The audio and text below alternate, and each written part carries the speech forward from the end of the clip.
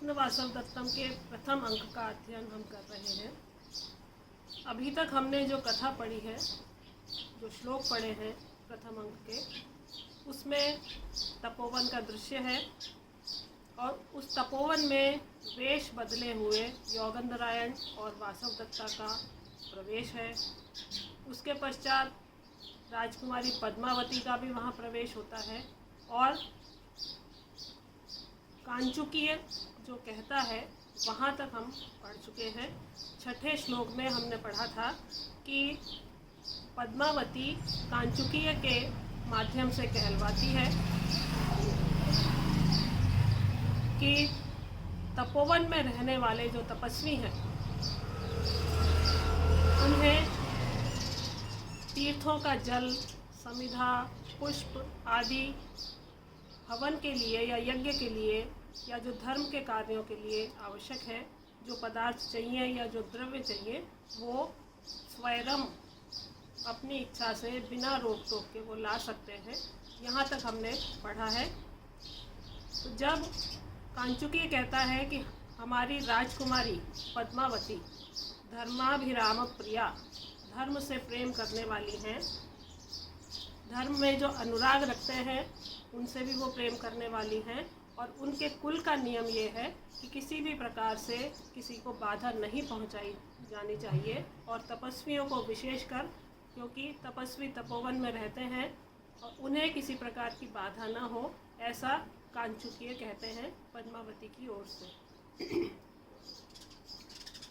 अब यह सुनकर योगेंद्रायण जो वेश बदलकर सन्यासी के रूप में आया है, वो मन ही मन प्रसन्न होता है कि ये राजकुमारी पद्मावती ही हैं जिनके विषय में भविष्यवाणी हमने सुनी है ज्योतिषियों से कि ये महाराज उदयन की रानी बनेंगी।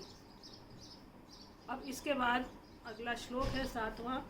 प्रद्वेषो बहुमानो वा संकल्पाद उपजायते भर्तृदाराभिलाषित्वाद अस्याम में महती स्वता। इसका अन्वय है प्रद्वेषः वा बहुमानः संकल्पात् उपजायते भर्तृदारा अभिलाषित्वात् अस्याम में महती स्वता।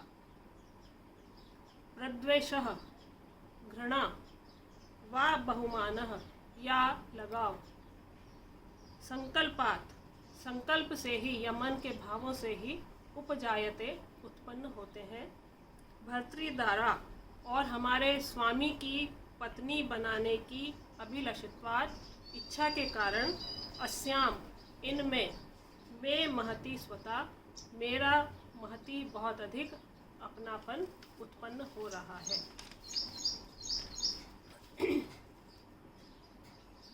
भाव या धारणा या किसी के प्रति मन में बना हुआ जो दृढ़ विचार है वो संकल्प कहलाता है। भिन्न भिन्न समयों पर एक ही व्यक्ति एक ही वस्तु को अपनी धारणा या आवश्यकता के अनुसार अच्छा भी मानता है और कभी बुरा भी मानता है। पहले योगेंद्रायण तपोवन में मुनियों को हटाए जाने के कारण पद्मावती की प्रवृत्ति को मानकर उसे बुरा समझ रहा था कि पद्मावती के द्वारा हटवाया जा रहा है, इसलिए वो उनके प्रति बुरे भाव रख रहा था। लेकिन जब उसने ये सुना कि ये राजकुमारी पद्मावती ही है, तो उसकी धारणा बदल गई, क्योंकि उसकी योजना के अनुसार राजा उदयन को पुनः राज्य की प्राप्ति हो जाएगी, क्योंकि ज्योतिषियों ने इसी मगधराज की बहन राजकुमारी पद्मावती से राजा के विवाह की भविष्यवाणी की है। इसलिए अब उसका जो संकल्प था या जो धारणा थी वो बदल गई है। पहले जिस राजकुमारी को वो बुरा समझ रहा था, अब उसके प्रति वो अपनेपन का अनुभव कर रहा है कि वो वही मेरे स्वामी राजा उदयन की पत्नी बनेंगी। समास है यहाँ पर भर्तृदारा, भर्तुः दारा इति भर्तृदारा, स्वता स्वस्य भावः, इसमें स्व और तल और ता प्रत्यय लगा है। अब इसके बाद वासव दत्ता भी जब कांचुकीय के मुख से राजकुमारी ऐसा शब्द सुनती है तो उसे पद्मावती के प्रति बहन जैसा स्नेह अपने आप अनुभव होने लगता है और पद्मावती की वाणी सुनकर उसका सौंदर्य देखकर भी वो अभिभूत हो जाती है। उसके बाद राजकुमारी पद्मावती अपनी सखियों के साथ आश्रम में प्रवेश करती है और वहाँ तपोवन की जो वृद्धा स्त्री है तापसी, उनके द्वारा विवाह की चर्चा किए जाने पर दासी कहती है कि उज्जैन के राजा प्रद्योत ने अपने पुत्र के साथ पद्मावती का विवाह का प्रस्ताव भेजा है या संदेश भेजा है। यह सुनकर वासवदत्ता और अधिक प्रसन्न हो जाती है क्योंकि वह स्वयं प्रद्योत की पुत्री है। इसके पश्चात पद्मावती कांचुकीय के द्वारा आश्रम के मुनियों को कहलवाती है। वो हम इस 8वें श्लोक में पढ़ेंगे। कस्यार्थः कलशेन को मृगयते वासो यथा निश्चितं दीक्षां पारितवान् किमिच्छति पुनर्देयं गुरोर्यत् भवेत् आत्मानुग्रहमिच्छतिः नृपजा धर्माभिरामप्रिया यद्यस्यास्ति समीप्सितं वदतु तत् कस्याद्य किं दीयताम्। तो पहले तो ये घोषणा करवा दी कि जिसको जो वस्तु लानी है वन से वो बिना रोक टोक के ला सकते हैं। अब इसके बाद में आश्रम के मुनियों को दूसरी घोषणा करवाती है पद्मावती कांचुकी के माध्यम से कि अन्वय है कस्य कलशेन अर्थः कः वासः मृगयते पुनः यथा निश्चितं दीक्षां पारितवान् कः किम इच्छति यत् गुरोः देयं भवेत् धर्माभिरामप्रिया नृपजा इह आत्मानुग्रहम् इच्छति यस्य यत् समीप्सितम् अस्ति तत् वदतु अद्य कस्य किं दीयताम्। कस्य कलशेन अर्थः, किसको कलश अर्थात जल का पात्र चाहिए। कः वासः मृगयते, और कौन वासः वस्त्र को मृगयते खोज रहा है या किसे वस्त्र चाहिए। पुनः यथा निश्चितम, और यथा निश्चितम नियमानुसार जिसने दीक्षां पारितवान अपनी दीक्षा को अपने अध्ययन को समाप्त कर लिया है। कह किम इच्छति, ऐसा कौन चाहता है। यत गुरोह देयम भवेत्, कि जो गुरु को देना हो ऐसा वह क्या चाहता है। धर्माभिराम प्रिया, धर्म में अभिराम अर्थात रुचि रखने वालों से प्रेम करने वाली नृपजा हमारे राजा की पुत्री। इह यहाँ आत्मानुग्रहम इच्छति, आत्म अनुग्रहम अपने ऊपर अनुग्रह अपने ऊपर कृपा चाहती है। यस्य यत् समीप्सितम, जिसको जो इच्छित हो या जो अभीष्ट हो। तत्वदतु, वह कहे। अद्य आज, कस्य किम दीयताम, किसे क्या दिया जाना चाहिए। तो संकोच होकर बोले। तो पद्मावती ये घोषणा करवाती है तपस्वियों के लिए कि किसी को यदि जल पात्र चाहिए, किसी को वस्त्र चाहिए, किसी को कुछ शिष्य यदि गुरु को कुछ देना चाहता है वो चाहिए, तो आज जिसको जो चाहिए वो कहे, वह उसे दिया जाएगा। तो इस घोषणा का आशय यह है कि दान ग्रहण करने से ग्रहीता द्वारा जो दाता है, देने वाला है, वो उपकृत होता है। और इसीलिए वो कहती है आत्मानुग्रहम इच्छति। कांचुकीय कहता है कि वो अपने ऊपर कृपा चाहती है, वो आपको देकर, और देने वाला जो है स्वयं अपने आप को कृतार्थ मानता है, इसलिए वो ऐसा चाहती है। तो आश्रम के तपस्वियों के लिए जो उपयुक्त और अनुकूल सामग्री है उसका ही कथन यहाँ पर किया गया है। और उनमें है जल पात्र, वस्त्र, या अध्ययन समाप्ति पर गुरु को सम्मान पूर्वक शिष्य जो प्रदान करता है उसे गुरु दक्षिणा कहा जाता है। तो उसका भी उल्लेख यहाँ पर किया गया है कि यदि कोई शिष्य गुरु को कुछ देना चाहता है दक्षिणा के रूप में, तो वो भी कह सकता है, क्योंकि पद्मावती जो है वो स्वयं धर्म में रुचि रखती है और अपने ऊपर कृपा चाहती है, इसलिए वो कुछ प्रदान करना चाहती है। इसके बाद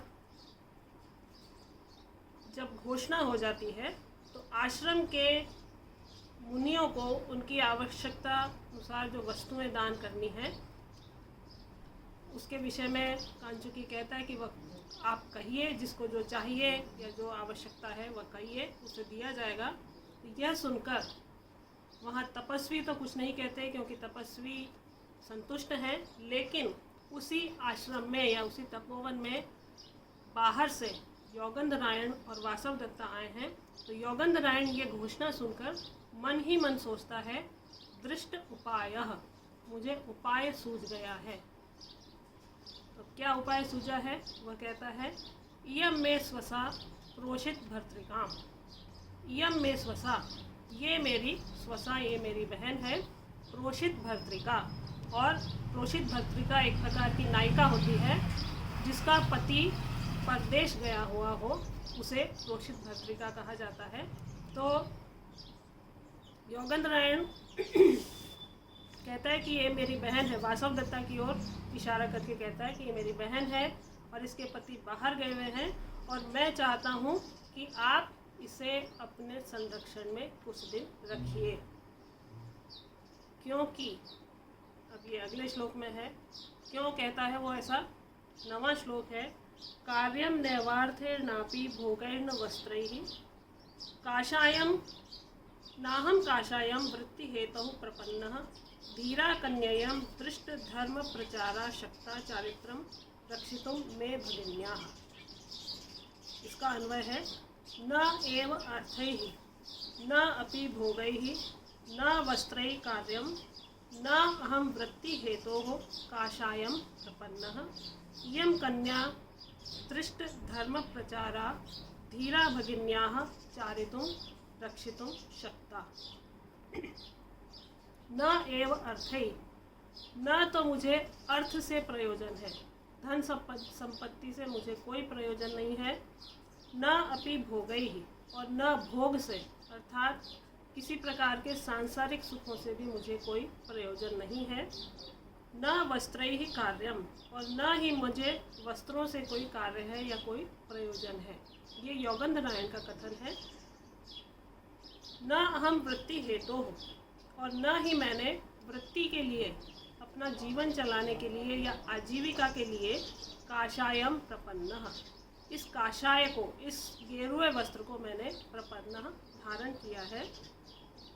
इयम कन्या, ये कन्या अर्थात राजकुमारी पद्मावती दृष्ट धर्म प्रचारा, धर्म में प्रेम रखने वाली है या धर्मात्मा है, और धीरा, धीर है, धैर्यशाली है। भगन्याः चारित्रुम, मेरे भगिनी की या मेरे बहन की चरित्र की रक्षितुम शक्ता, रक्षा करने में ये समर्थ है। तो योगेंद्रनारायण कहता है कि जब उसने सुना कि पद्मावती यहाँ के तपस्वियों को कुछ प्रदान करके संतुष्ट करना चाहती हैं या अपने ऊपर कृपा चाहती हैं, आत्मानुग्रह चाहती हैं, तब ये घोषणा सुनकर योगेंद्रनारायण को उपाय सूझ गया कि वो तो यही उसकी जो योजना थी उसके अनुसार उसे उपाय सूझ गया, और उसने कहा कि मैं अपनी बहन को आपके संरक्षण में रखना चाहता हूँ। और उसका कारण क्या दिया उसने, वो हमने इस 9वें श्लोक में पढ़ा है कि मैंने जो गेरुआ वस्त्र धारण कर रखा है वो ना तो मुझे कोई धन संपत्ति चाहिए, ना मुझे सांसारिक सुख चाहिए, और ना ही ये वस्त्र मैंने कोई आजीविका के लिए धारण किया है। आप चूँकि धर्मात्मा हैं, विदुषी हैं, और आपके व्यवहार को देखकर मुझे लगता है कि आप मेरे बहन की चरित्र की रक्षा कर सकती हैं। तो स्वयं को सन्यासी बताकर योगेंद्रनारायण कह रहा है कि मैं तो इधर उधर घूमकर अपना जीवन यापन कर लूँगा, लेकिन हर जगह मैं अपनी बहन को लेकर कैसे घूमूँगा। तो इसलिए उसने पद्मावती की जो धार्मिक प्रवृत्ति है उसके परिचय के अनुरूप आश्वस्त होकर कहा कि आप मेरी बहन की चरित्र की रक्षा करने में समर्थ हैं, क्योंकि जो स्वयं चरित्रवान और धर्मपरायण होता है वही दूसरे के चरित्र की और उसके धर्म की रक्षा कर सकता है। तो यहाँ आशय ये है योगेंद्ररायण का या उसके मन के जो भाव है वो ये हैं कि उदयन को पुनः राज्य की प्राप्ति हो, और इसके लिए उसने जो योजना बनाई थी उसमें क्रमानुसार वो जो कार्य कर रहा है। सबसे पहले उसने अग्निदाह की घटना बताई, उसके बाद उन दोनों ने वेश बदला, वेश बदल के वो पद्मावती के आश्रम में आ गए। तो क्रम से उसका कार्य हो रहा है। तो योगेंद्ररायण इसी क्रम में वासवदत्ता को पद्मावती के पास छोड़ना चाहता है, और ये भी उसकी योजना में शामिल है। और जैसे ही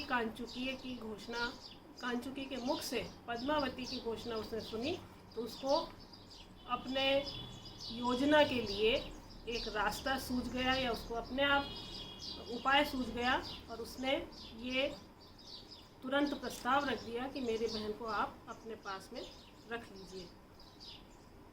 इसके बाद की कथा हम अगली कक्षा में पढ़ेंगे। अभी हमने ये पढ़ा है कि तपोवन में जो तपस्वी हैं वो स्वयं संतुष्ट हैं, उन्हें किसी भी वस्तु की आवश्यकता नहीं है। लेकिन पद्मावती की ये घोषणा सुनकर कि किसी को कुछ आवश्यकता हो तो कहें, उसे सुनकर योगेंद्ररायण ने अपनी योजना के अनुसार वासवदत्ता को पद्मावती के संरक्षण में रखने की बात का प्रस्ताव रख दिया है।